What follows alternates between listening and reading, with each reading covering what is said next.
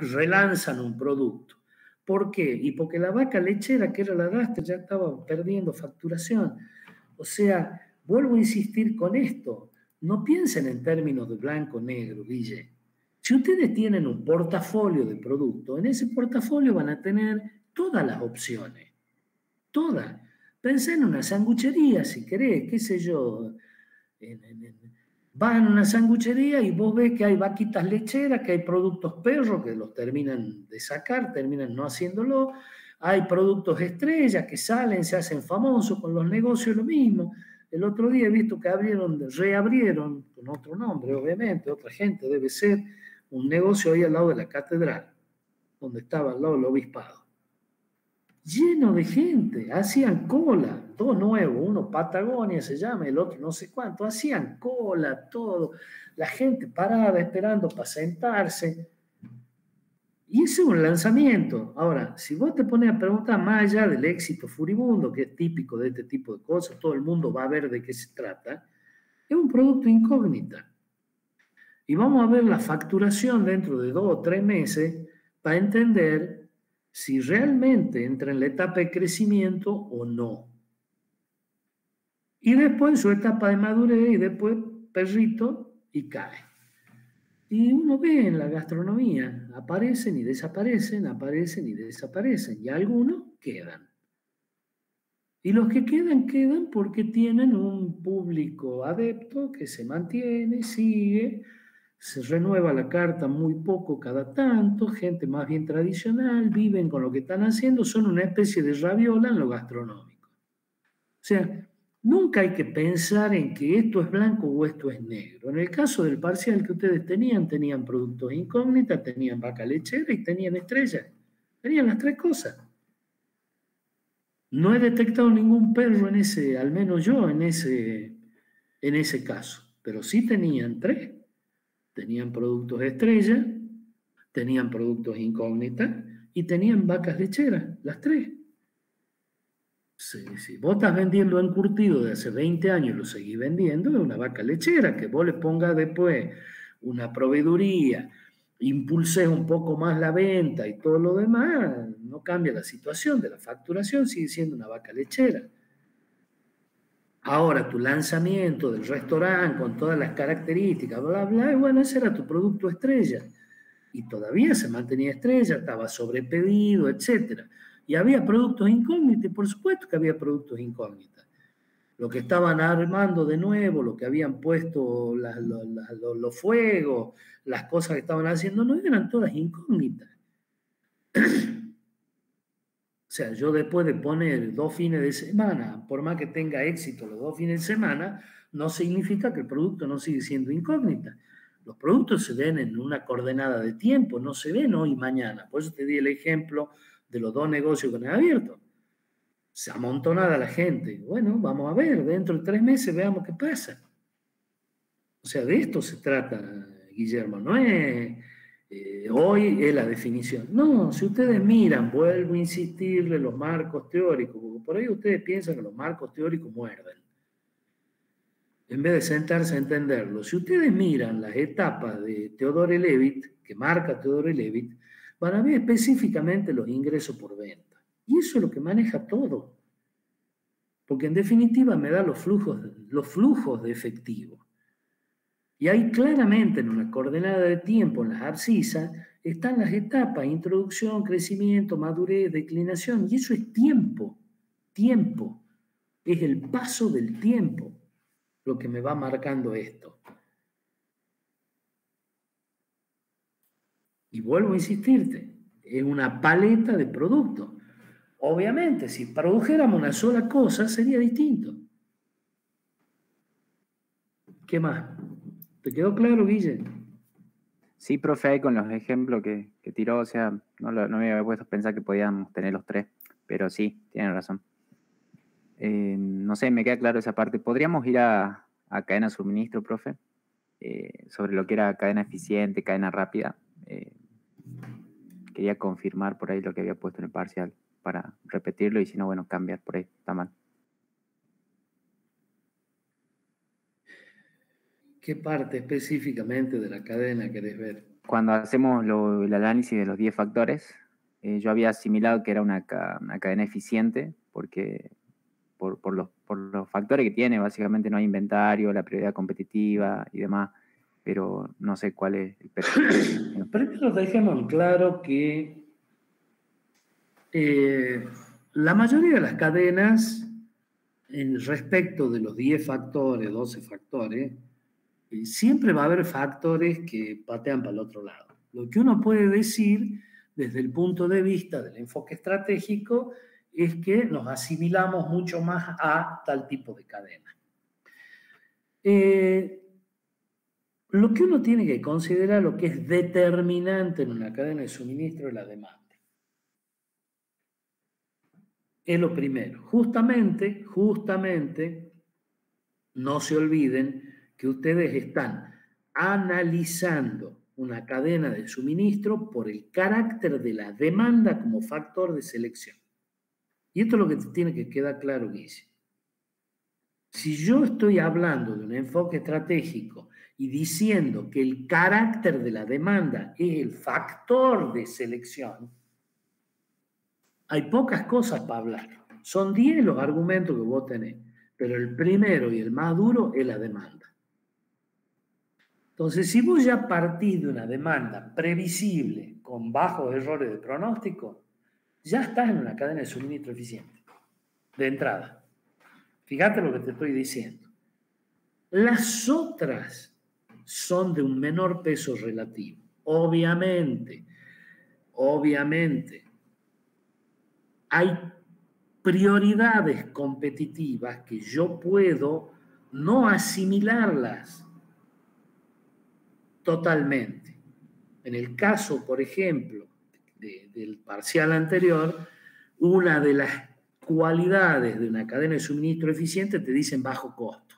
Sin embargo, esta de bajo costo no tiene nada. Sí tiene calidad consistente de entrega a tiempo, pero no bajo costo. Entonces, siempre hay aspectos que nos van cambiando. Cuando hablamos de la introducción de nuevos servicios y productos, y acá podemos discutir un rato largo, porque es en temas gastronómicos.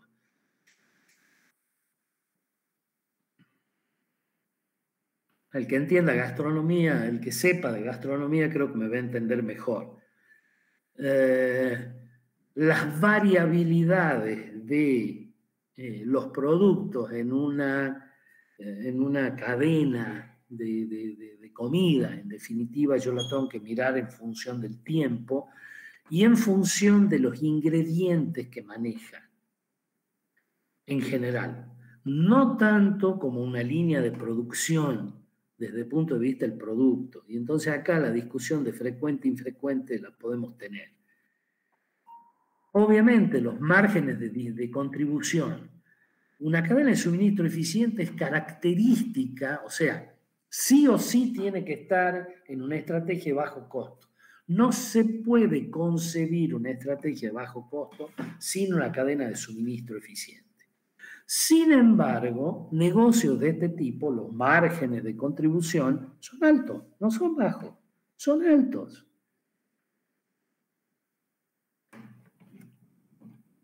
¿Qué variedad de productos hay? ¿Hay pocos o hay muchos? En realidad, son pocos.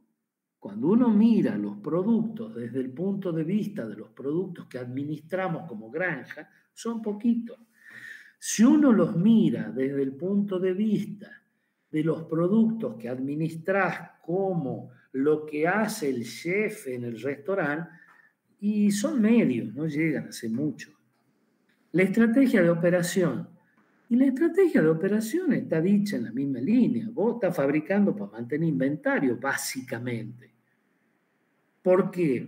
Pero no porque necesites altos volúmenes,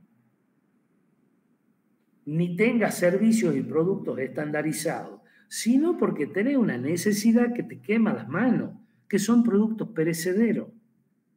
Entonces, ¿cuál es la opción que vos tenés con un producto perecedero? O encontrar la forma de conservarlo, o encontrar la forma de conservarlo.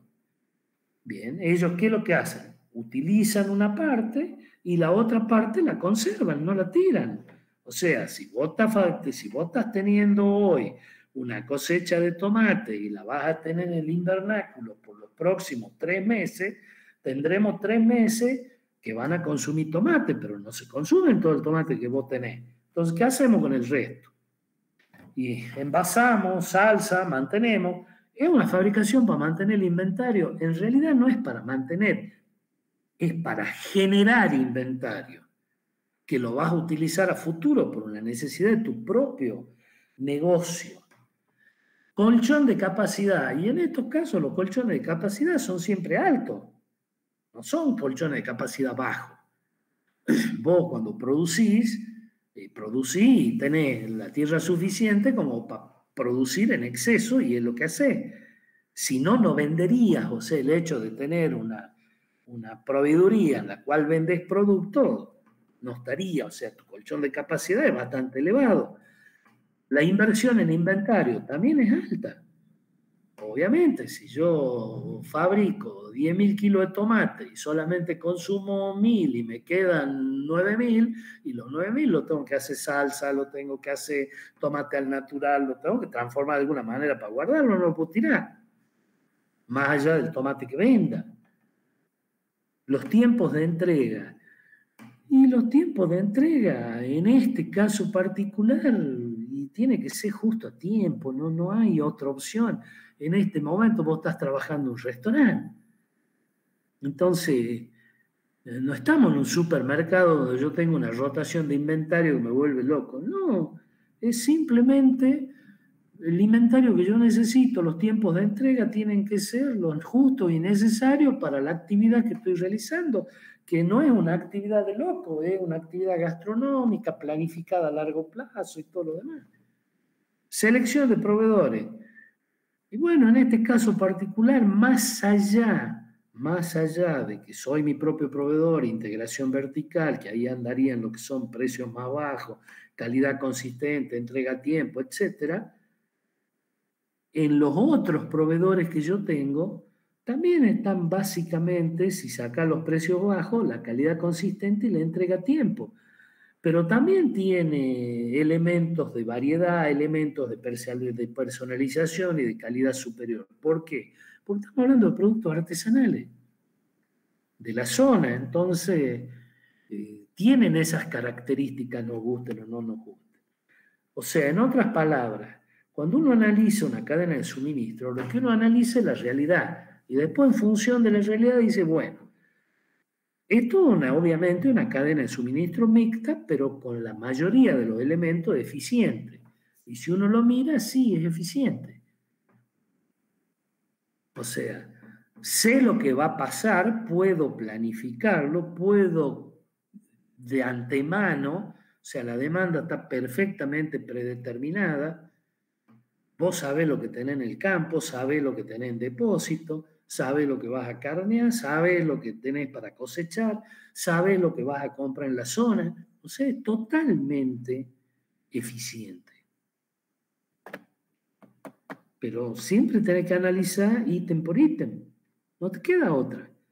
Igual, antes que me hagan la pregunta, pasemos a ¿cómo se llama esto? Cuando hablamos por cantidad, o sea, cuando hablamos ya no de la demanda como factor de selección, sino cuando hablamos de la cantidad de proveedores. Si uno mira, en este caso, lo primero que hay que pensar es en el otro. Bien, ¿cuál es el enfoque estratégico? ¿Cuál es el tipo de negociación que voy a realizar con los proveedores? Esta no tiene nada que ver con la otra. ¿Tienen punto en común? Sí, pero son dos formas distintas de ver las cosas. ¿Por qué? Porque acá básicamente lo que yo analizo no es como el otro caso, cuál es el tipo de cadena que tengo que ordenar de acuerdo a una demanda, en función de cómo puedo organizarme con los proveedores, con la logística, etcétera, etcétera. Acá lo que estamos viendo es cómo es el tipo de negociación que yo llevo con cada proveedor. Entonces, primero, cantidad de proveedores y especialización, que tan especializado es, y la cantidad. Hay muchos, hay pocos proveedores. Cuando vos mirás el caso del parcial, en el caso del parcial vos tenías básicamente 3 o 4 paquetitos. Desde ya la integración vertical, primera, que es la más importante, la tuya. O sea, yo estoy integrado verticalmente, con lo cual estoy en la zona de pocos proveedores altamente especializados. Me integré verticalmente. También hay redes Keiretsu y sí, también hay algunas redes Keiretsu. ¿Por qué? Y si admiten abiertamente que vos estás vendiendo, obviamente, productos cuidados, controlados por vos, etcétera, etcétera, propios de la zona, queso, encurtido y demás, de gente que conoce, que usan tu proveeduría, o sea, vos les vendés los productos, compartían, bueno, tiene muchos elementos de una red Keiretsu, mucho. Si vemos, por ejemplo, los elementos generales, los implementos agrícolas, todos los fertilizantes, los frascos, el aceite de cocina, todo lo que vos quieras. Y acá tenés una mezcla de pocos proveedores y muchos proveedores. O sea, todo lo que va orientado, obviamente, al restaurante, a la cocina, al ambiente orgánico, la casa, lo saludable y todo lo demás, obviamente vas a tener pocos proveedores. Entonces tendrás 1 o 2 proveedores de aceite de oliva, tendrás 1 o 2 proveedores de especies como mucho, muy especializados, tendrás ciertas cosas cuidadas, inclusive dentro de los fertilizantes o lombricompuestos, vas a tener 1 o 2 proveedores, no vas a tener más. Ahora, hay otras cosas, como son los fabricantes de frascos, lo de tapita, lo de qué sé yo, la mayoría de los fertilizantes, agroquímicos y demás, que son. Y hay muchos proveedores de eso. Eso hay un montón de proveedores. Vos vas y elegís el que vos querés. ¿Quién te vende los manteles, la reposición de los tenedores? O sea, hay distintas dentro de un negocio, distintas paquetes. En este caso particular, obviamente, si uno se centra específicamente en lo más importante, detecta rápidamente integración vertical, poco proveedor y redes Keiretsu. Eso sí o sí, por esto que te acabo de decir. Y muchos proveedores, porque siempre hay muchos proveedores. Cuando vos vas a comprar un clavo, cuando vos vas a comprar un tornillo, o sea, siempre existen. Entonces, en esto es un poco lo que uno tiene que centrarse. Acá, la reina es la integración vertical. En segundo lugar, redes Keiretsu y pocos proveedores de la mano. Bien, ¿qué más?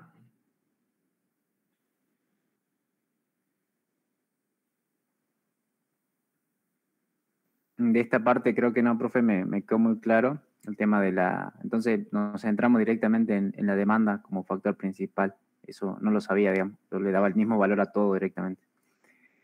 Profe, ¿podríamos saltar a la parte de la estrategia de los recursos humanos? Creo que era el punto 10 del parcial. Como lo leí, digamos, escuché también por ahí lo que usted nos decía, pero no termino de encontrar una respuesta escrita, digamos, para responder a esa pregunta. La estrategia del recurso humano. Ay, qué manera de saltar de una cosa a otra ustedes, che. Bueno. Sí, profe, pasa que las otras ya las tenemos como más resueltas, entonces son estos detallitos nuevos que nos quedan. Bueno, pero tengan piedad, tengo 66 años, déjenme que me acomode un poquito. Está bien, profe. A ver. Claro, profe. Era como entender bien cómo hacíamos para responderlo en forma de ítems, porque cuando usted dio la explicación del parcial, hablamos de que podíamos recoger varios elementos, por ejemplo, de la primera pregunta, donde hablábamos del modelo de negocio y eso. Bueno, a ver. Vos lo primero que tenés que tener en cuenta es lo siguiente. La estrategia del recurso humano se nutre de varias cosas. Y esto es lo primero que tienen que tener la foto. Y a eso me refería probablemente cuando hablamos de la estrategia, cuando hablamos del modelo de negocio. ¿Por qué? Porque obviamente la estrategia del recurso humano está cruzada por la estrategia de procesos que vos tengas, las estrategias de producto, la localización, la distribución de las instalaciones, el layout, el tipo de planeamiento que vos tenés. ¿Qué otra cosa más? Que sea así importante, dura. Obvio, por Dios, Bourdieu. Las características específicas de la gente cruzado sociológicamente, todos hablamos de psicología social, por lo que es la institución, los mandatos institucionales. O sea, todo esto entra. Ustedes tienen que pensar que como seres humanos, ustedes tienen una respuesta valorativa. ¿Qué significa? Ustedes tienen, básicamente, responden frente a los actos, cualquiera externo, del medio, de la empresa, del lugar donde vos están. Ustedes reaccionan con un paquete de lo que podemos llamar valores. O sea, yo tengo valores. ¿Qué son los valores? Los valores, en definitiva, es lo que a mí, en lo personal, me guían en mi desempeño en el mundo. Me dan las pautas, los patrones de decisión, o sea, la manera en la que yo actúo. Entonces, lo primero que yo tengo que mirar es cuando miro las empresas, es que esos valores individuales no estén en conflicto con los de las empresas. ¿Por qué? Sencillo. Cuando hay conflicto, hay alineación. Entonces, no hay peor cosa que un empleado alienado. ¿Cuántas veces han sentido ustedes cosas que parecen menores? Y lo he sentido muchas veces en instituciones, en empresas. Para lo que me pagan. Eso es muy complejo. O sea, cuando uno escucha eso, es horrible. Es horrible en muchos aspectos. ¿Por qué? El principal, viendo al individuo, porque está alienado. Está haciendo algo que no le gusta y lo está haciendo forzado por las necesidades. Lo cual es terrible. Entonces, fíjense todas las cosas que cruzan. ¿Cómo son los procesos de esta institución? ¿De qué manera se manejan? Porque además de cada lugar voy sacando cosas. O sea, la persona, los procedimientos que generan esa persona, el estudio de los tiempos, de los métodos, o sea, cómo se trabaja, dónde están trabajando. Fíjense en el caso este del restaurante que habíamos visto, están en medio del campo, lo que es todo un tema. Ustedes tienen que garantizar transporte, tienen que garantizar la estadía, tienen que garantizar muchas cosas. El tipo de producto, ¿qué es lo que están haciendo? ¿Qué es lo que hacemos? Porque eso también impacta. O sea, fíjense la cantidad de cosas que cruzan para obtener una definición de una estrategia de recursos humanos que sea razonable, que sea lógica. Teniendo este marco global en cuenta, que es la foto que yo tengo que mirar para no equivocarme, porque de ahí van a salir los patrones de decisión que yo necesito, obviamente cualquier estrategia de recursos humanos se basa, depende de los autores, pero vamos a tomar uno solo, en 7 pilares. 7 pilares. Algunos los achican, otros los agrandan. Pero vamos a tomar el de los 7 pilares. Lo primero, el primer paquete de la estrategia de recursos humanos es la planeación. Y esto un poco vayan recordando cuando ustedes hablaban en calidad. ¿Se acuerdan? ¿Se acuerdan cuando auditaban un sistema para calidad? Bueno, tengan en cuenta que si ustedes tienen que auditar recursos humanos de una empresa, lo primero que tienen que ver que es, ¿existe un planeamiento de los recursos humanos? ¿La planeación existe? ¿Se aplica? O sea, ¿por qué la planeación de los recursos humanos? Porque la planeación de los recursos humanos lo que a mí me da son básicamente el contexto en el cual se fijan las políticas de administración de personal. Y hablar de las políticas de administración de personal, ¿de qué significa? Las reglas de juego. O sea, ¿cuáles son las reglas mediante las cuales ustedes se desenvuelven en el trabajo? Obviamente, incluye aspectos tales como la estabilidad, la programación, los turnos de trabajo, o sea, todo el paquete completo. Estamos hablando de las políticas de administración de personal, las reglas de juego. Acá las cosas las hacemos así. ¿Por qué? Porque esto es lo que piensa la empresa, estos son los valores de la empresa, estas son las estrategias, la misión, la visión. Entonces, lo primero, planeamiento. ¿Existe el planeamiento de recursos humanos? Sí, no. ¿Por qué? Porque son las reglas de juego. Son las políticas de administración de personal. Es central esto. Obviamente, como dijimos siempre, desde el planeamiento a la acción, hay que caminar. Bien, en el caso de los recursos humanos, entonces, si yo ya tengo el marco normativo adaptado o adoptado a partir del planeamiento de los recursos, en función de eso tengo que ver una cuestión que es clave, que es el diseño del trabajo. O sea, cómo diseñamos el trabajo.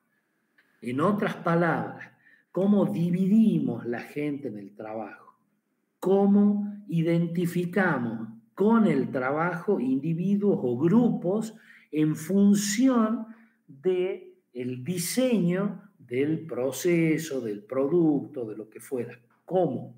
O sea, ¿de qué manera distribuyo las piezas en el tablero de ajedrez? Obviamente, junto con el diseño del trabajo, vienen dos temas, que hay marcos teóricos que los tienen separados y marcos teóricos que los tienen juntos. Cuando uno habla de diseño del trabajo, muchos marcos teóricos a lo que es ergonomía, entorno y estudio de método y tiempo lo tienen todos juntos. Yo abono a esa teoría. O sea, más allá de que a ustedes les he dado otro marco teórico para que esté más claro, más separado y demás, para mí, dentro del diseño del trabajo, entra la ergonomía, el entorno, el estudio de tiempos y métodos. Es más, entra hasta el control visual. O sea, entra todo el paquete completo. O sea, para mí, si no se trabajan esas cuatro cosas juntas, es como que no está bien. Pero bueno, digamos que hay marcos teóricos y marcos teóricos. El marco teórico que yo le di da estos cuatro ítems por separado. Diseño del trabajo, ergonomía y entorno, métodos y control visual o administración visual. Son los cuatro ítems. Fíjense las cosas: diseño del trabajo, ergonomía, entorno, estudio de método y control visual. Todo esto, ¿qué es lo que me está diciendo? Hay que estudiar todos los factores humanos del entorno físico. O sea, una vez que yo distribuí la ficha en el tablero de ajedrez, tengo que entender cuáles son los factores para cada una de esas fichitas que puse. Tengo que entender cuáles son los factores humanos que yo necesito para esa situación, para ese puesto particular, y además todos los factores del entorno físico. ¿Por qué? Porque tengo que ver la ergonomía, obviamente. O sea, qué sé yo, le voy a dar algo que no tiene nada que ver, pero en su momento era un trabajo.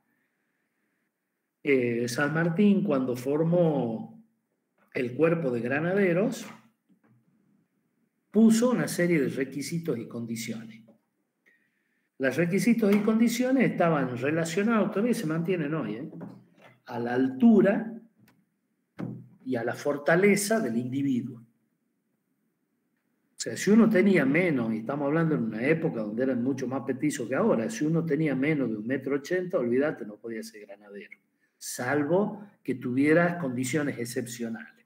¿Por qué? Y ahí viene la primera pregunta, ¿por qué? Y es donde viene todo el diseño del trabajo. Si uno mira en los granaderos las especificaciones que tenía San Martín para los caballos, eran caballos de guerra, caballos enormes, pesados, grandotes, con grandes posibilidades de resistencia física en momentos no tan largos. No eran caballos para marcha, eran caballos para pelea. sea, caballos feroces, de carácter. ¿Y arriba qué iba? Y arriba iba un tipo de 1,80 m, porque 1,80 m fuerte y todo lo demás. La mitad del uniforme, los granaderos, tenía coraza. O sea, si uno mira el morrión tenía toda la parte inferior una banda de acero.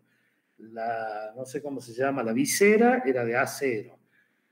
Conectada con la parte de arriba, que era de acero, el pinchito de acero, ¿para qué? Para resistir los sablazos en la cabeza. Cuando uno mira los laterales, eran de acero para proteger la oreja y el cuello. Cuando uno mira las charreteras, todas las charreteras que bajaban hasta la mitad del hombro, de acero. La pechera que viene tomada por botones y demás, en realidad es una pieza de acero, es una coraza de acero. Cuando uno mira las botas enteras en el frente tienen acero, inclusive la parte que sobresale en la rodilla, la bota larga, es de acero. Todo un tipo diseñado para hacer que un tanque de guerra en la batalla. Por eso mismo, cuando uno mira la gesta patriótica y dice cómo puede ser que, no recuerdo, en Pichincha,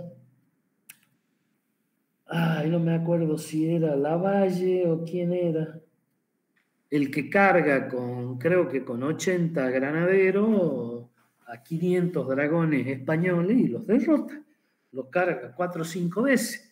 Tal es el punto que lo lleva a ¿cómo se llama el colombiano este? A Bolívar, a decir que San Martín le enseñó lo que era la diferencia entre un ejército profesional y lo que eran ellos. Que quedó impresionado con los granaderos. O sea, ¿qué es lo que implica esto? Y alguien que diseñó el trabajo, diseñó la ergonomía y el entorno, estudió los métodos, o sea, que está todo adecuado para, les doy este ejemplo que me parece que no tiene nada que ver con la industria, para que ustedes entiendan que con un objetivo determinado, ustedes tienen que pensar en quién lo lleva a cabo, cómo lo lleva a cabo, con qué lo lleva a cabo. Entonces, cuando ustedes hacen método y tiempo, ¿qué es lo que están haciendo? Y están desarrollando todos los procedimientos para que el trabajo sea lo más seguro posible y se produzcan los objetos que ustedes quieren de forma más eficiente y la mejor calidad posible. Me dirán, ¿y qué tiene que ver eso con un granadero? Bueno, imagínense en el granadero cargando, pero sin ninguna de esas protecciones. ¿Está? La mamá de cualquiera de ustedes con una escoba lo baja de arriba del caballo. Así de fácil. Entonces, esto es lo que uno tiene que mirar. El control, el sitio de trabajo visual. Ustedes tienen que tener la posibilidad de control visual del entorno, tanto para la comunicación visual, como para transmitir información rápidamente, como para controlar el ambiente. O sea, uno de los factores fundamentales de cualquier diseño de trabajo está en el control visual. El eje de un sistema de 5S bien aplicado es llegar a un sistema de control visual, de donde yo estoy sentado, tengo la capacidad de controlar todo lo que pasa en mi entorno. Esto es fundamental. O sea, fíjense que estos 4 factores, ¿qué es lo que nos están diciendo? Las características específicas del trabajo, analizado desde todos los puntos de vista, desde el entorno, desde la ergonomía, desde los métodos, desde el control visual, de todos lados. Para garantizar ¿qué cosa? Que el trabajo se haga bien, sea un trabajo de calidad, en un entorno amigable, con condiciones, exigencias corporales básicas llevables, sin ningún tipo de problema. O sea, cuando uno mira, ¿qué es lo que piensa? Y bueno, yo entro a trabajar y al menos en lo que es ambiente de trabajo, esfuerzo físico y todo lo demás, entro cómodo, sea que entro. Las otras 2 cosas ya son cuestiones más relacionadas. Primero, a que no exista alienación en el individuo, que es la ética y el entorno del trabajo.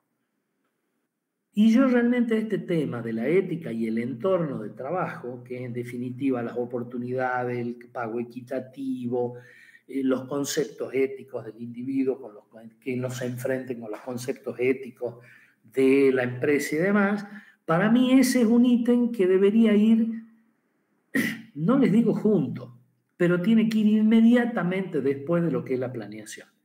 O sea, cuando ustedes hablaron de las políticas, hablaron de la estabilidad, hablaron de todos los marcos legales de las políticas de administración de personal, para mí ahí se tiene que colgar inmediatamente lo que es la ética y el entorno de trabajo, antes del diseño, ¿eh? Porque esto, ¿qué es lo que me garantiza? La no alienación de las personas frente al trabajo. Y finalmente, que para mí sí, esto es lo último de todo, una vez que ustedes diseñaron el trabajo, la ergonomía, los métodos, el control visual, todo lo demás, obviamente están los estándares de mano de obra, los indicadores. O sea, ustedes tienen que tener indicadores del trabajo. O sea, tenemos que saber cuánto tiempo se necesita para hacer cada cosa. Imagínense que ustedes están planificando un restaurante y el tipo que está allá en la punta, que es el que está sentadito esperando la comida, no sabe cuándo le va a llegar la comida. Es una locura. Ustedes lo han visto en 1000 series de televisión. Una de las cuestiones, uno de los trabajos más estresantes es justamente la cocina, porque uno trabaja contra el reloj. Y no solamente trabaja contra el reloj, sino que la planificación de una cocina es tremenda. Ustedes imagínense que tienen que sacar 4 platos que se sirven en una mesa. Los 4 platos tienen tiempos diferentes y los 4 platos tienen que llegar al mismo tiempo y tienen que llegar en las mejores condiciones, calentitos, presentados y todo lo demás. Y son 4 rutas diferentes. Imagínense que tienen 20 mesas, ¿está? A 4 comensales por mesa tienen 80 rutas distintas que controlar. Es una locura. Entonces, obviamente que todo esto tiene que estar analizado, más todavía en un restaurante. Si uno mira el campo, y es lo mismo. Ustedes creen que el campo, porque la rutina de campo es un poco más tranquila, no es tan estresante como la de un restaurante, tiene menos importancia el diseño, la ergonomía, los métodos, el control visual, la ética, la planeación. Es lo mismo. O sea, estas cuestiones de estrategia y recursos humanos, uno las tiene que mirar y aplicar específicamente. Pero básicamente tiene que recordar eso. Bien, ¿qué otra cosa? Espero que les haya quedado claro. Sí, profe, creo que sí. Está largo ese punto. Y bueno, me dijiste que no lo entendía y era el último, me tenía que explayar. No, sí, ya lo entendí. Entonces, a la pregunta tendríamos que responder con esos 7 ítems. Y en el caso del parcial, por ejemplo, hay algunas cosas que no sé, como que siento que no sabría cómo responder, como lo de la ergonomía y el entorno, los estándares. ¿Qué es lo que no podés responder, Sara?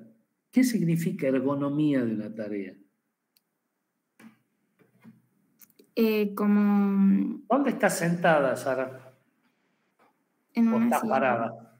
No, en ¿O una estás silla. arrodillada o estás tirada de panza en tu cama? ¿Qué estás haciendo? Estoy sentada, por ejemplo, en una silla en el escritorio. Ajá. ¿Cuál es el diseño de la silla? Es una silla buenísima, digamos, porque es una inversión que hice después de tener que estar sentada tanto tiempo el año pasado. Ah, ¿y eso no te suena a ergonomía? Sí. Estudiar lo tuyo es un trabajo. ¿Qué estudiaste para comprar la sillita? Tu posición, si iba a ser cómoda, si podías soportar varias horas sentada, si además estaba a la altura adecuada, si te permitía acceder al tablero de la computadora sin molestarte la muñeca, sin el síndrome de la muñequita, que además desde la posición y la altura, la visión fuera. O sea, ¿cuántos conceptos de lo que me estás preguntando aplicaste para comprar tu silla? Claro, profe. Sí, lo entiendo. Pero, por ejemplo, aplicado al caso del parcial. ¿Y cuál es la diferencia? Imagínate vos en una cocina, ¿qué tenés que controlar? Ya. Sí. Bueno, ya me imagino más o menos. Y bueno, o sea, cuando uno habla de ergonomía en torno al trabajo y todo lo demás, lo primero que tenés que hacer es situarte en el tipo de trabajo. Uno podía dividir el caso en realidad en varios grupos, o sea, un grupo era campo, otro grupo era restaurante específicamente, y los otros grupos, digamos, el de los mozos, el servicio ese que es muy importante, el de la proveeduría y el de los paseos. Esos eran básicamente los grupos a reconocer. Para cada grupo había condiciones diferentes, no eran las mismas, eran absolutamente distintas. Entonces, lo primero que uno tiene que reconocer es que en un caso como el del parcial había como mínimo 5 grupos para reconocer, que tenían, desde el punto de vista del planeamiento, o sea, los marcos legales tenían diferencias. ¿Por qué? Porque son gremios distintos. Partamos de una base. O sea, vos tenías un gremio de comercio, tenías un gremio de trabajadores de campo, tenías un gremio de gastronómicos, o sea, había varias cosas para mirar, que era lo primero que hay que reconocer. Entonces, cuando vos decís, che, planeamiento de los recursos, lo que yo veo son los marcos legales, che, muchachos, cuidado, acá hay metido como mínimo 4 sindicatos diferentes. Con lo cual hay cuatro normativas aplicables al caso en función de los lugares de laburo. La de campo es una, los mozos es otra, restaurante es otra, servicio otra, y por ahí se me escapa algún otro. Entonces ya lo tenías ahí, primero. Obviamente, las condiciones del trabajador del campo son condiciones que uno, en cuestiones de ergonomía y demás, las puede tipificar rápidamente. Cuando ve en la cocina también. Por eso, inclusive, decir estos 4 aspectos se resuelven juntos y de esta manera. ¿Cómo se analiza la ergonomía del trabajo en un restaurante? En función del layout del restaurante. O sea, yo no puedo estar fritando las papas fritas acá y para hacer la plancha la tengo allá a 40 metros, nada que ver. O sea, todo el diseño de un restaurante está estudiado bajo pautas de distribución, ergonomía, control visual y demás. Yo no te pido que vos me la digas. Lo que sí tenés que reconocer que existe ese grupo y que eso tiene que haber estado analizado, porque si no, no puede funcionar un chef, no puede funcionar un restaurante. El campo también tiene su organización y tiene sus propias reglas y condiciones de seguridad, que obviamente me dan el cumplimiento de esos 4 puntos. O sea, no, yo no pretendo que vos entres específicamente al caso, pero que reconozcas los grupos humanos que hay y cuáles son las condiciones inherentes fundamentales para cada uno. Cuando vos estás en el trabajo de campo, los lineamientos, digamos, más duro que vos tenés, más allá del marco legal, es específicamente la ergonomía de cada tarea. Y dentro de la ergonomía, las cuestiones inherentes a los elementos de seguridad y demás que vos tenés que brindar para que el tipo no se te lastime y pueda laburar bien. Y el diseño de las tareas de campo en realidad es un diseño bastante sencillo. Cuando vos entras en el restaurante, la cosa es distinta. O sea, el diseño del entorno de trabajo es fundamental. Y si hay un chef, debe saber cómo se hace. Y el diseño de la cocina responde a eso. Y a partir de ahí, todas las tareas que involucran tienen la obligación de tener un diseño ergonómico especialmente y de control visual. En una cocina vos no podés trabajar sin eso. O sea, yo no puedo, para hacer un huevo frito, perder 7 minutos hasta que encuentro el huevo, hasta que encontré el aceite, hasta que me fui a la cocina, hasta que lo hice. Imposible. O sea, el diseño del trabajo y el layout de una cocina profesional es un tema serio. Es como el diseño de los supermercados. Son cosas serias, muy bien estudiadas. Mírense en ustedes que les gusta youtubear o agarren películas y vean lo que es el laburo en una cocina. Es una de las cosas más complejas que hay. La parte de los mozos y la parte de los mozos tiene una atención que está dirigida a otro lugar. ¿Por qué? Porque es la cara de venta, es la cara en la cual ustedes van a tener básicamente la imagen de la empresa. O sea, el mozo, el sommelier, todos los que están afuera son la imagen de la empresa, del trato que ellos dispensan y del conocimiento que tengan de lo que se hace en la cocina, de las preparaciones, de los platos y demás, es fundamental. Fíjense que acá estamos hablando de perfiles completamente distintos.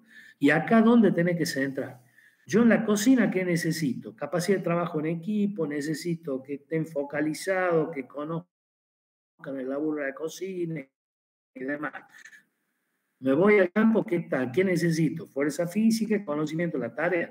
Me voy al mozo, lo que yo necesito es empatía por sobre todas las cosas. Y además la inteligencia del manejo de situaciones, básicamente todo centro en la empatía. Entonces cuando uno mira, va mirando distintas cosas y los entornos de trabajo y demás se van diseñando para eso. Para que un mozo pueda ser empático, vos tenés que tener una silla incómoda donde no podés poner la cola y te das vuelta y te estás moviendo como estoy yo ahora que no estoy en mi casa. Entonces esto es lo que uno tiene que pensar. No tenés que ser un experta en trabajo, pero sí saber que esas condiciones se tienen que cumplir y llegado el caso las tenés que estudiar. ¿Qué más?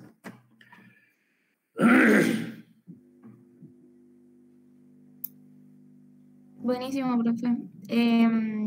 Ya sé que me va a retar por volver al otro tema, pero teníamos una pregunta que dice, ¿responde la definición de la gama de productos al análisis estratégico realizado para el crecimiento? Justifique. Y bueno, ahí teníamos la matriz para definir el tipo de gama del producto. En sí, justificamos en base a la segmentación del mercado y la participación que buscamos en el mercado, y ahí ya concluimos si es gama amplia, reducida, muy reducida, media.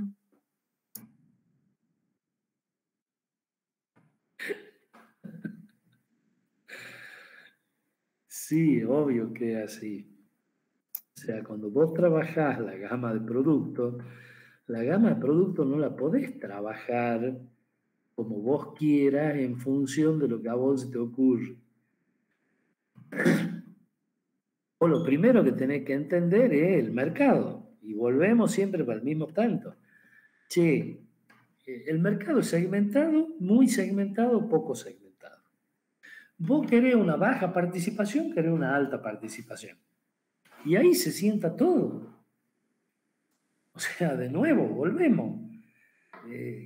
Tenés que analizar el marco teórico. ¿Qué objetivo tiene la organización? ¿Qué participación de mercado quiere? ¿Y qué grado de segmentación tiene el mercado? Porque además esto, ¿qué te lleva a pensar? Si tengo una gama amplia de productos, no lo tengo.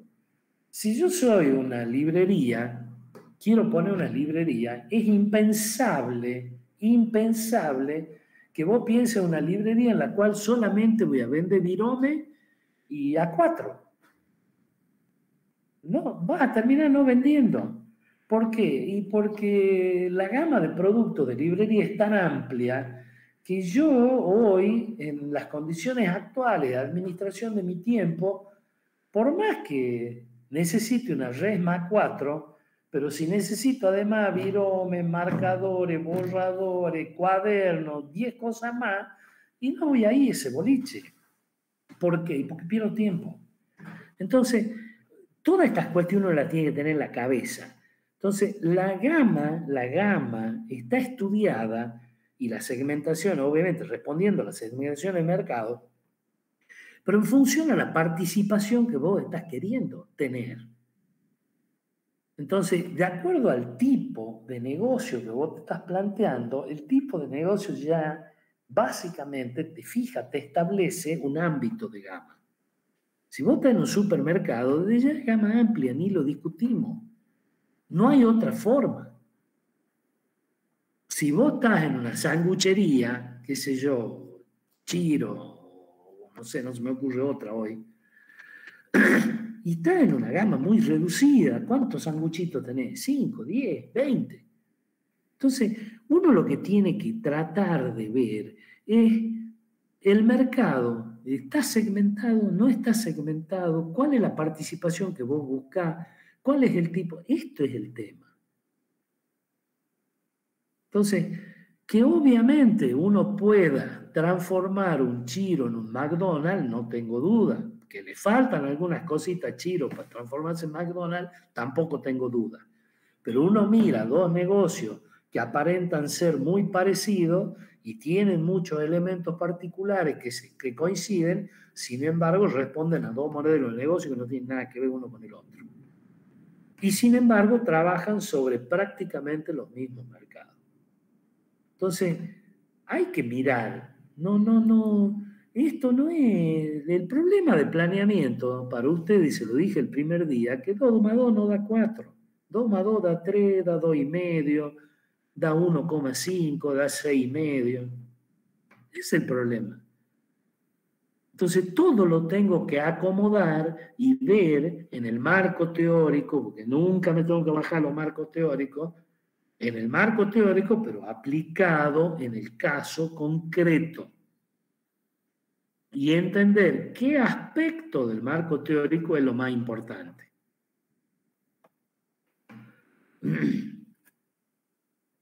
¿Qué otra cosa, Sara?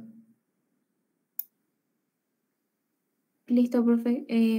Creo que yo ya no tengo más dudas. Bueno, también ya le pregunté 1000 cosas, pero...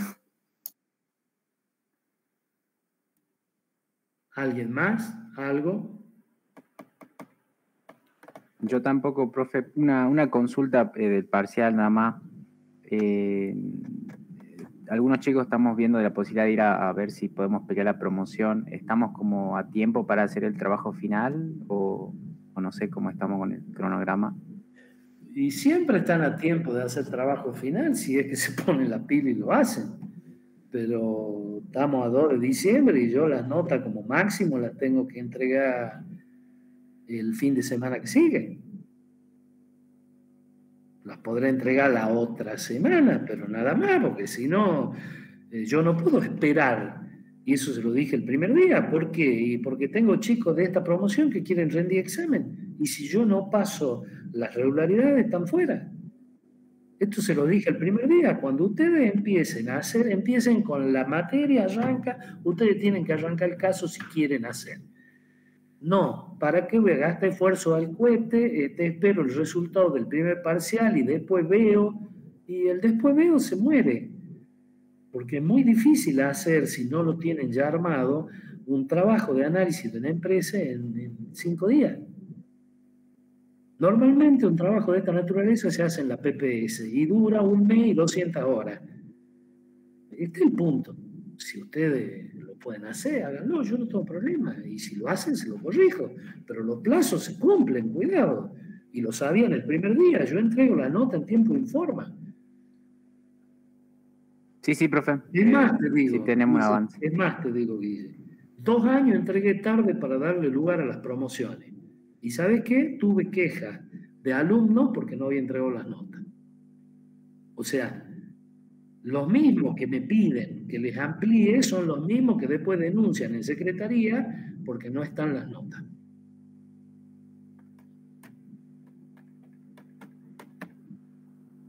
Eso lo deberían poner en un análisis de caso. ¿Sí, Fabián?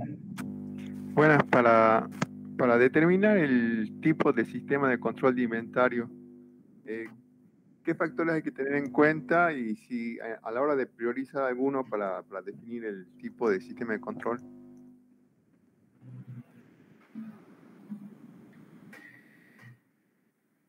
A ver, vos por lo pronto, como modelo de inventario, lo primero que tenés que mirar, básicamente, es que los sistemas de inventario son 2. Básicamente 2.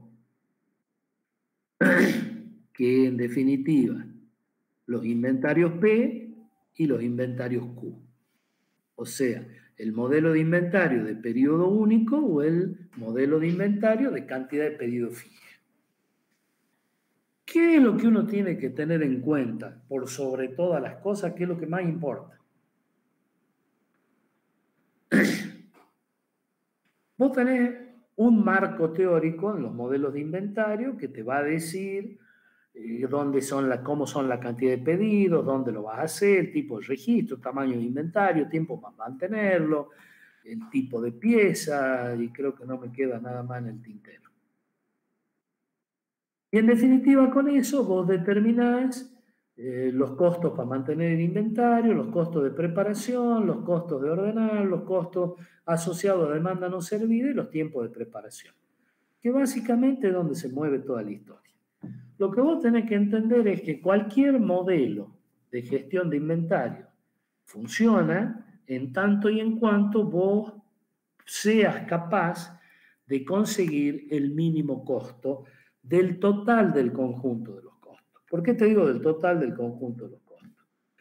Porque los análisis habituales de costos solamente analizan los costos de mantener y los costos de preparar.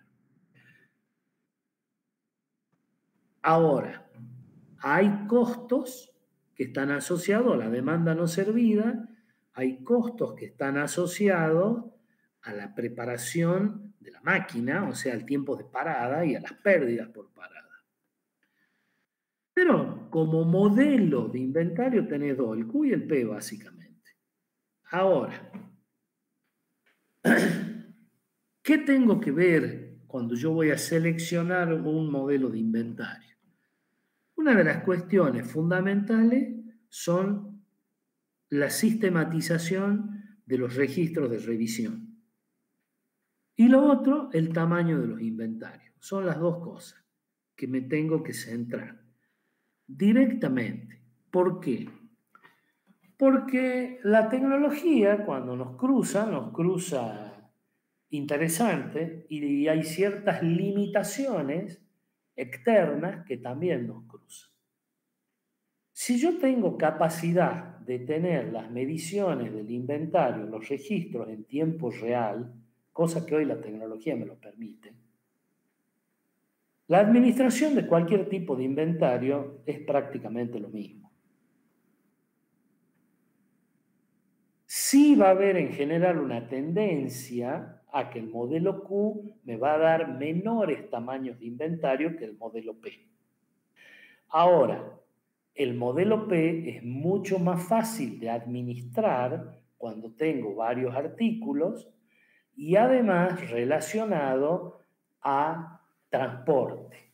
O sea, cuando yo tengo tiempos de transporte o condiciones de la gestión, digamos, que son largas, el modelo P es un modelo muy usado. A ver, te doy un ejemplo. Yo siempre les hablé a ustedes del tema del inventario cuando ustedes trabajan, cuando yo trabajaba en La Moraleja, que el proveedor de tambores de aceite, que son especiales, de aceite, son tambores de acero inoxidable, con un recubrimiento de un epoxi muy especial interior, que no es atacado por el aceite es muy agresivo, y lo tenés que traer de Estados Unidos, que es el único proveedor, y no hay otro. Entonces, vos tenés todo un problema. Primero, tenés tambores en el depósito del fabricante. Tenés tambores viajando del depósito del fabricante al puerto. Tenés tambores en el puerto del fabricante. Tenés tambores flotando. Tenés tambores en el puerto de llegada. Tenés tambores en los camiones que están viniendo. Y tenés tambores en tu depósito y tenés que hacer los pedidos. Como vos mirás toda esta parafernalia que tenés, hay un tema que es lo más complejo de todo, que es el transporte. Entonces, en realidad, lo que yo hago es adecuar mi gestión de inventario a mi modelo logístico. Entonces, ¿quién es el mandatorio? Mi modelo logístico. Y acepto tener mayores tamaños de inventario como parte de los inventarios de seguridad y parte de toda esta lógica de transporte que es tremenda. Te he puesto en un extremo, pero esas lógicas de transporte también las tenés locales. Cuando vos tenés que traer las cosas de Buenos Aires, o las tenés que traer de Mendoza, o las tenés... La lógica de transporte es la lógica más compleja y no la de inventario. Te doy otro ejemplo. Vos tenés que traer de San Juan, por ejemplo, ferrosilicio, que las fábricas de ferrosilicio están ahí. Bien. El problema es traer transporte de San Juan a Jujuy. Vos sabés que los transportes siempre tenés que tratar de no aforar, porque si aforás, morís. Tenés que pagar transporte de ida y pedir la vuelta vacía. Es terrible. Los transportistas inclusive no lo quieren hacer.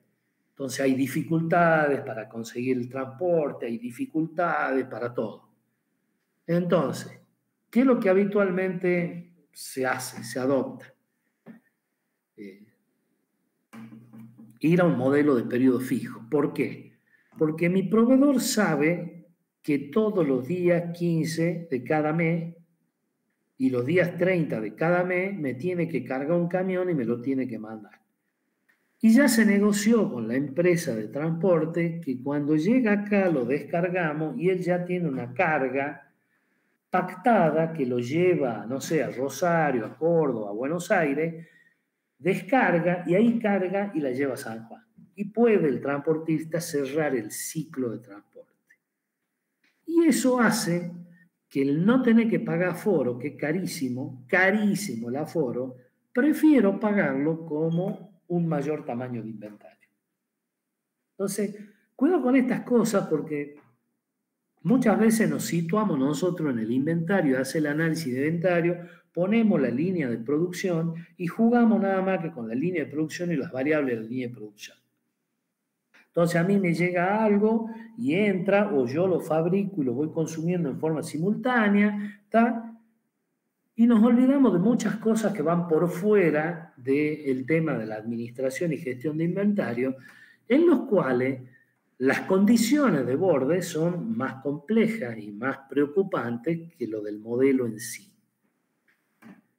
También hay condiciones dentro de los procesos. Si yo tengo un cuello de botella, yo tengo que garantizar que el cuello de botella esté sobrealimentado siempre.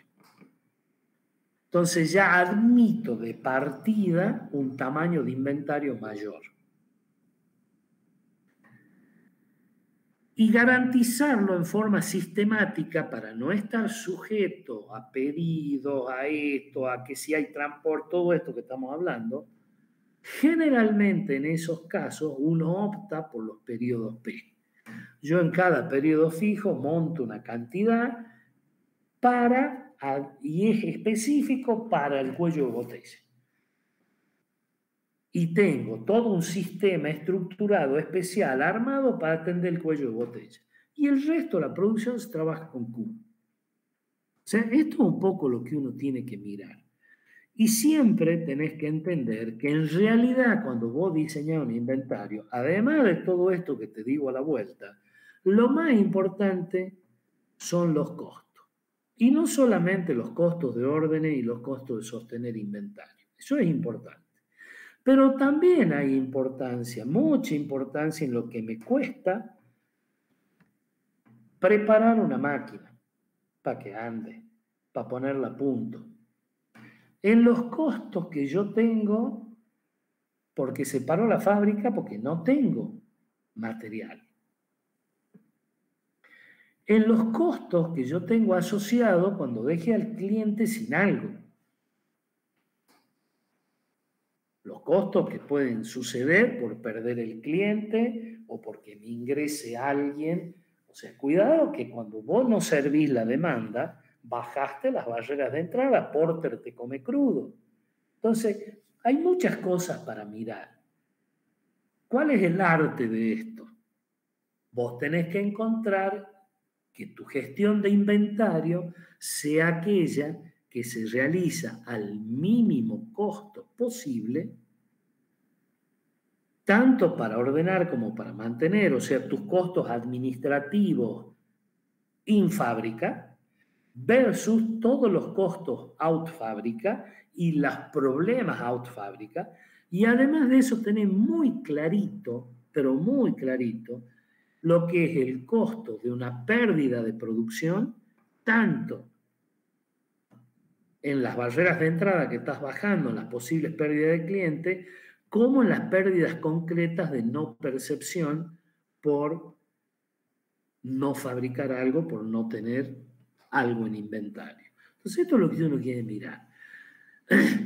Los modelos de inventario, la verdad, son muy interesantes, son el pan nuestro de cada día cuando trabajamos en una empresa, y uno tiene que ser muy, muy criterioso con eso, pero lo más importante de la administración de inventarios, chicos, y esto grábenselo en la cabeza, es específicamente los inventarios de seguridad.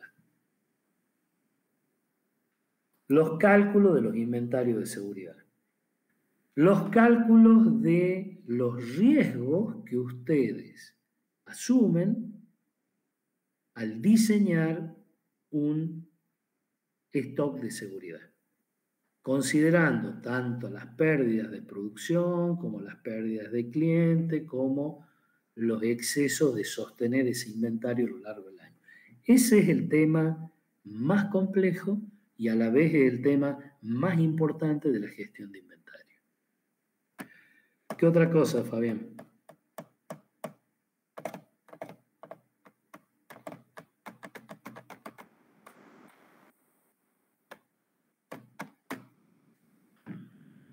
Bueno, ¿algo más, chicos?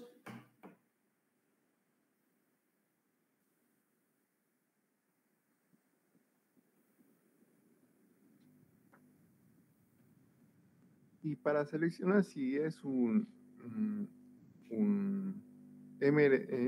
MRP o DBR o un sistema esbelto, ¿cómo definiría cuál es el más adecuado?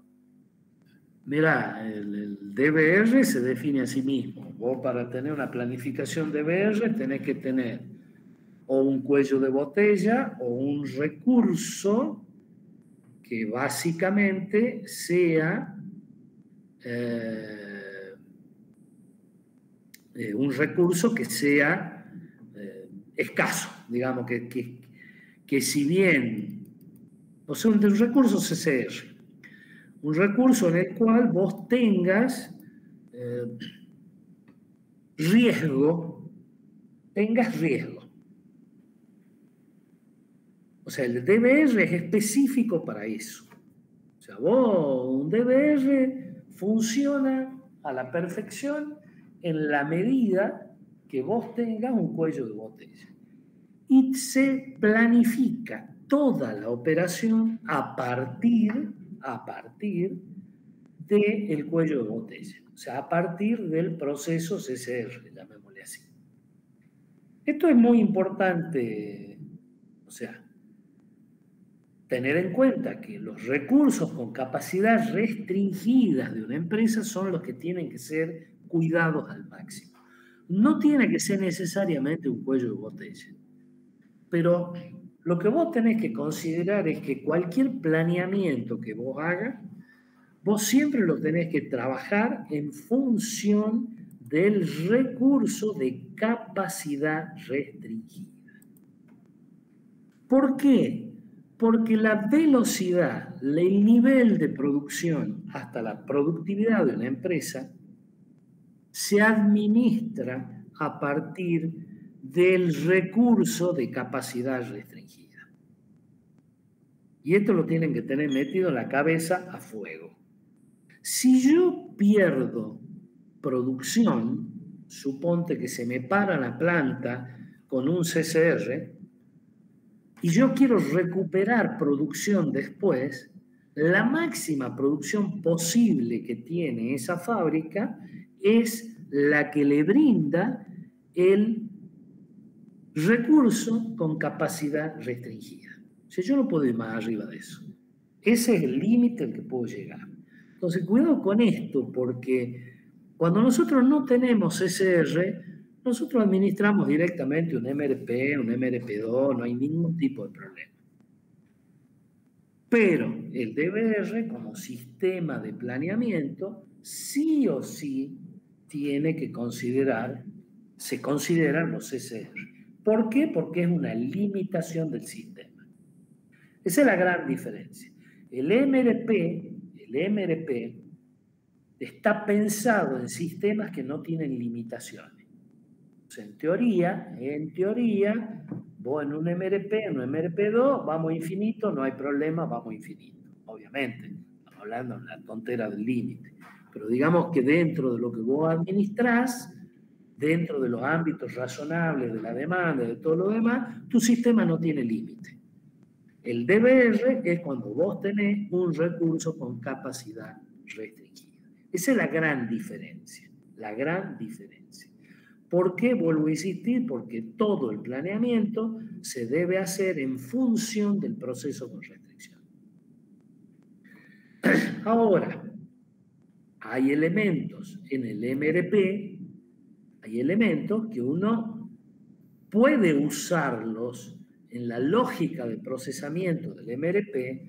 Vos tenés elementos como los cambios de ingeniería, como los pedidos en firme de los clientes, como los pronósticos de la demanda, o sea, las transacciones del inventario.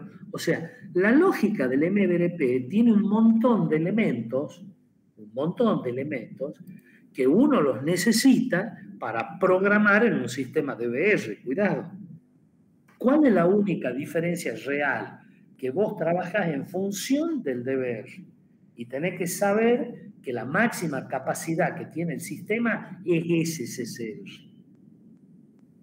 Lógica que el MRP no tiene incorporada. El MRP2 más o menos la incorpora justamente el MRP2 cuando se hace la pregunta si la planeación de las necesidades de capacidad son realistas o no son realistas. Básicamente ahí, cuando vos haces el MRP en ciclo cerrado, el MRP2, se aproxima bastante a lo que es un DBR. Sin ser lo mismo, se aproxima bastante. De cualquier manera, te vuelvo a insistir, vos para hacer un programa de producción, necesitas sí o sí conocer si hay cambio en el diseño de energía, de ingeniería, en las listas de materiales, los pedidos en los clientes, los pronósticos de la demanda, todas las transacciones de inventario que vos tengas. O sea, eso es información general que cualquier sistema de programación necesita. Y por el otro lado, cuando vos hablas de los sistemas esbeltos, todo lo que hablamos antes para elementos de planificación los tenés que conocer, porque son ¿qué? Son elementos organizacionales. Son elementos que yo necesito contar desde el punto de vista de la información. O sea, no me importa si el sistema es DBR, es esbelto o es MRP. Yo el estado legal del inventario lo tengo que conocer siempre. Yo el boom de materiales, de todo lo que hago, lo tengo que conocer siempre. O sea, eso no importa si el sistema es esbelto, si es DBR o si es MRP o MRP2 o cualquier otro que vos generes propio híbrido de cualquiera de estos. O sea, el sistema, y esto vuelvo a insistir, por Dios, de información que implica qué tengo que hacer, cómo se hace, qué elementos lleva, cuál es el estado legal del inventario, de qué manera se produce, si son las etapas del proceso. Esa es una información que yo la necesito siempre. No me importa cuál es el sistema con el que yo planifique. Entonces, esto es un poco lo que uno tiene que tener en cuenta. Y el pensamiento esbelto en sí, o sea, el sistema esbelto en sí, no es tanto un sistema de planificación, porque en realidad trabaja con sistemas de planificación mixtos, sino es la base sobre la cual trabaja. En general, cuando hablamos de sistemas esbeltos, lo primero que tenemos que entender que es un sistema, es una concepción filosófica para planificar recursos y capacidades, que se basa específicamente en eliminar lo que se denominan los 7 desperdicios. Hay que eliminarlos. Entonces hay que eliminar los desperdicios de producción, hay que eliminar los desperdicios en el proceso, en la espera, en los inventarios, en los tiempos, las correcciones, los movimientos, etc. Todos los desperdicios hay que eliminarlos a todos. ¿Qué implica esto, básicamente? En general, en términos generales. Que todo lo que ustedes hagan en su planeamiento tiene que ir a la reducción de los desperdicios, a la reducción del inventario y del espacio que ocupa el inventario en el área de producción. Por eso se idearon el Just in Time, el Kanban y todo lo demás. Sistemas de entrega de materiales apropiados. ¿Qué significa esto? Que ustedes tienen que tener, tanto en la recepción como en los propios sistemas internos, los flujos de materiales deben ser apropiados para cada elemento particular. Las distribuciones de planta pueden ser flexibles. O sea, esto implica unos layouts que trabajen en forma modular. Y por el último, unos sistemas de producción muy robustos.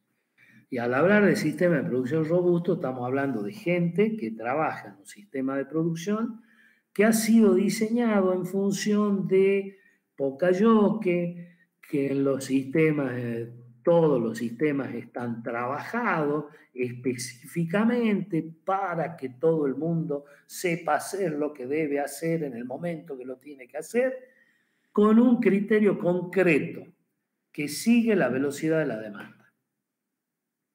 O sea, los sistemas esbeltos se diseñan, todo esto que estamos hablando, ¿para qué se diseña? Inclusive incluyen mapeo de vapor, de valor, incluyen todas las herramientas de calidad que a ustedes se les ocurran, están metidas todas adentro. ¿Y esto para qué se hace? Se hace específicamente para que ustedes puedan seguir la demanda. Básicamente es eso. O sea, ustedes tienen que establecer flujos continuos con el mínimo de interrupciones posible o ninguna de ser posible, dándole al cliente exactamente lo que quiere, sin tener que necesitar producir grandes lotes, inventarios innecesarios y la velocidad que dicta la demanda. Esta es la concepción del sistema esbelto. Obviamente, también de la mano va otra filosofía que te dice claramente que en la medida que vos aumentes tus ingresos, mejora tu vida. Entonces, si bien los muchachos están preparados para trabajar chiquito, siempre tienden a vender para trabajar grande. O sea, esto también hay que tenerlo en cuenta. Son sistemas diseñados para que los tiempos de puesta en marcha, los tiempos de cambio de proceso, todos los tiempos sean lo mínimo posible. Vos podés trabajar pequeños lotes directamente en flujo continuo y vos podés seguir la velocidad de la demanda. Entonces, cuando vos te pones en el marco teórico, decís, esto es una estrategia de casa típica. Sí, es una estrategia típica de casa. Y está todo el sistema adaptado para eso. Lo primero que pensás en altos costos. Es lo primero que los japoneses no tienen. ¿Por qué? Justamente porque han desarrollado la factibilidad de poder seguir la demanda sin grandes inventarios, con lotes chicos, pudiendo seguir todo con flujo continuo. ¿Son los genios? Sí, son los genios, no hay duda. ¿En qué se basan? En un montón de cosas. Pero cuidado con esto, la programación como programación necesita lo que dijimos antes, todos los elementos, inventario, modificaciones de ingeniería, etcétera, etcétera, etcétera. ¿Qué es lo que hay que tener en cuenta? Y sí, que aplican todas las herramientas que a ustedes les ocurran. Imagínense que todos los sistemas de calidad se aplican. ANFE, Poca-Yoke, 8D, Six Sigma, la que ustedes quieran, todas. Y pensando en las reducciones de energía, ahorro de agua, ahorro de esto. Están diseñados para hacer, ¿qué? Manufactura celular, cambios rapidísimos. Entonces, cuando ustedes miran esto y dicen específicamente qué es lo que estamos hablando, y bueno, estamos hablando no tanto de un sistema de programación y planificación, sino de una filosofía a aplicar para estandarizar lo que siempre en Occidente hemos visto como difícilmente estandarizable. Pero bueno, ese es el tema. En otras palabras, sistemas de planificación de recursos y capacidades, en la concepción que nosotros tenemos de eso, son los dos primeros, el MRP, MRP2 y el DBR.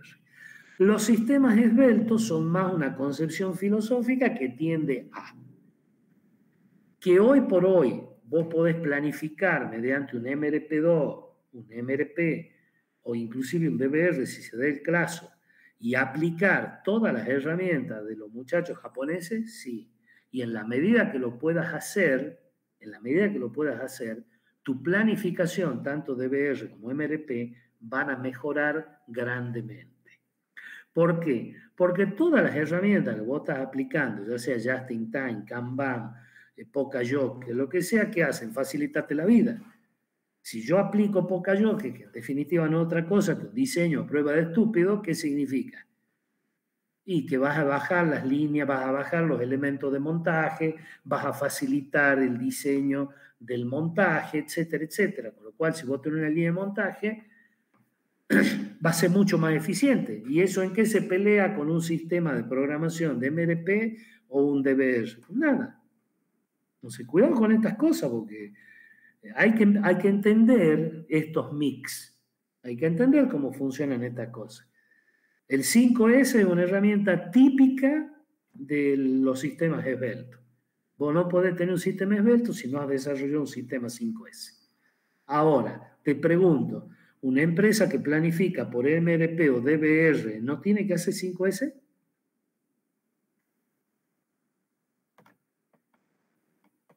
Mirá, yo en todas las empresas que he trabajado planificábamos con MRP o con DBR, dependiendo.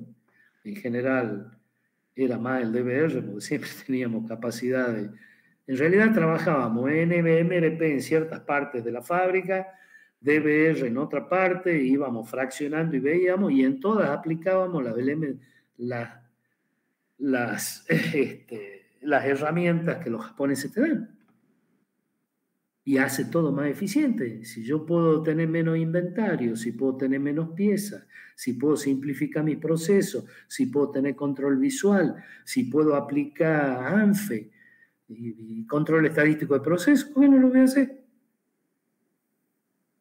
Yo he trabajado casi toda mi vida profesional con ANFE, con control estadístico de proceso y demás, y jamás he trabajado en un sistema esbelto.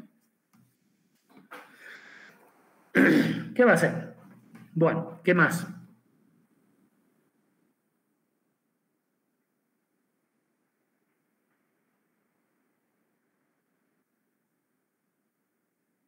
Profe, una consulta. Según la teoría de las restricciones, ¿cómo es el enfoque que le tenemos que dar? O sea, también tenemos que ver siempre el cuello de botella, ¿no? Para poder La teoría de las restricciones, vos tenés distintas cuestiones a ver. Una es una cuestión filosófica que se aplica a cualquier sistema, que en definitiva lo que te da, lo que te brinda, son patrones de decisión que son accesibles a básicamente cualquier sistema, que están pensados básicamente para que uno pueda tomar decisiones. Básicamente es eso. O sea, cuando vos lo mirás al compañero Wohlrath, el compañero Wohlrath divide su trabajo básicamente en dos grandes paquetes. En realidad son tres, pero digamos dos grandes. Uno son los parámetros que él maneja, que son filosóficos, que es la filosofía de la teoría de las restricciones. ¿Qué es lo que entiende Wohlrath?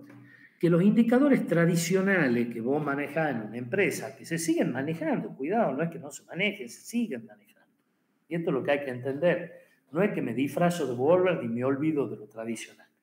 Bueno, el tradicional hay algo que maneja siempre, que es el beneficio T neto o la utilidad neta, el ROI, la rentabilidad sobre la inversión y la liquidez. ¿Te sirven? Sí, cuando vos dirigís una empresa, estás de gerente general de una empresa, decís la liquidez, y la liquidez te lleva todos los días corriendo. Y además te puede matar. La rentabilidad, y por supuesto que sí, lo primero que vos medís cuando querés hacer una inversión es saber cuánta plata voy a ganar por la plata que estoy poniendo. No tiene sentido hacer una inversión de 50 millones de dólares para ganar 100.000 dólares por mes. No la hago. Si tengo 100 negocios de 50 millones de dólares, gano 1 millón de dólares por mes. El beneficio neto, la utilidad neta, es saber, che, ya pagamos todo, cobramos todo, ¿cuánta plata me quedó? Eso está a la mar de la liquidez. Nada más que el beneficio neto, la liquidez, la guita que vos disponés ya, y el beneficio neto un poco más amplio. Entonces, ¿esto vos lo manejas? Sí, se maneja. Pero ¿quiénes lo manejan? Lo manejan los gerentes, lo maneja la gente de arriba. Cuando vos le pedís a un supervisor, a un jefe de una planta, o una unidad menor, y esos elementos son muy difíciles de ver. ¿Cómo hace él para conocer la liquidez de la empresa? No la conoce. ¿Cómo conoce la rentabilidad o el retorno sobre la inversión? No la conoce. ¿Cómo hace para conocer la utilidad neta? No lo conoce. Si no tiene todos los elementos para conocerlo. Entonces, el parámetro clásico de explotación es un parámetro, es un indicador que los mandos intermedios no administran. Entonces, no me sirve en ese aspecto. Me sirve, pero no para eso. Entonces, ¿qué es lo que dice Warburg? Miren, muchachos. En la filosofía de las restricciones, yo le puedo dar, de la teoría de las restricciones, yo le puedo dar nuevos parámetros que cruzan toda la empresa y cualquiera los puede conocer. Desde el tipo que labura en la línea, desde el operario en línea, lo puede conocer y puede tener justificaciones con esto. ¿Cuáles son? Fáciles. Ingreso neto, inventario y gasto de operación. Cuando uno mira ingreso neto, inventario y gasto de operación, son muy fáciles de relacionar. ¿Por qué?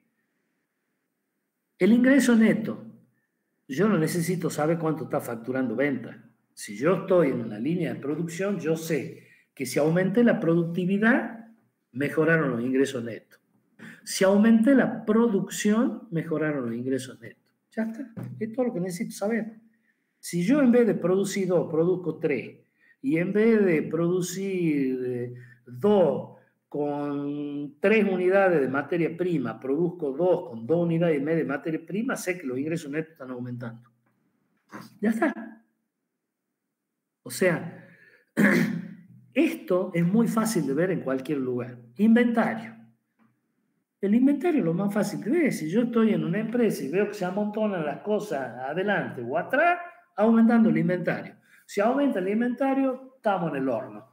No me sirve. Tengo que bajarlo. ¿Por qué? Y bueno, si querés, esto es lo visual, lo que yo lo puedo interpretar rápidamente. ¿Pero qué es un inventario?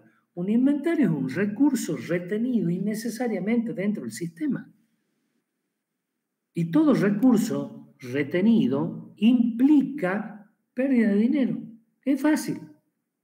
Entonces, esto es lo que uno tiene que mirar. Gastos de operación. Y bueno, si yo mejoré, utilizo menos mano de obra, utilizo menos materia prima, bajé los gastos de energía, bajé los gastos de agua, y bueno, esos son gastos de operación. Entonces, ¿qué significa? ¿Mejoré? Mejoré. Entonces, esto es filosofía. ¿Qué es lo que te dice Warburg? Che, los parámetros que yo te doy son parámetros para que lo vea cualquiera en cualquier lugar de la línea. Son muy sencillos de interpretar y muy fáciles de ponerle meta. O sea, te permiten una administración hacia adentro de la organización muy sencilla y muy ejecutiva. Eso es lo que persigue Warburg. Después está lo otro, que son reglas de explotación, que es metodología, que eso está directamente asociado a lo que es la planificación del DBR. O sea, todos los pasos que Warburg les da y las reglas de la OPT, en definitiva, son los pasos y las reglas que ustedes tienen que considerar para planificar DBR. Y es lo que justifica la existencia de una planificación de BR. O sea, cuando vos mirás lo que es la planificación de BR y mirás los pasos de Wolbert, ¿qué es lo que te está diciendo en definitiva? Que vos tenés que administrar toda la empresa en función del cuello de botella. Y eso es lo que te está diciendo. ¿Y eso qué es planificación de BR? ¿Qué otra cosa, Oliver? Se entendió, gracias. ¿Algo más? Bueno, chicos, los abandono.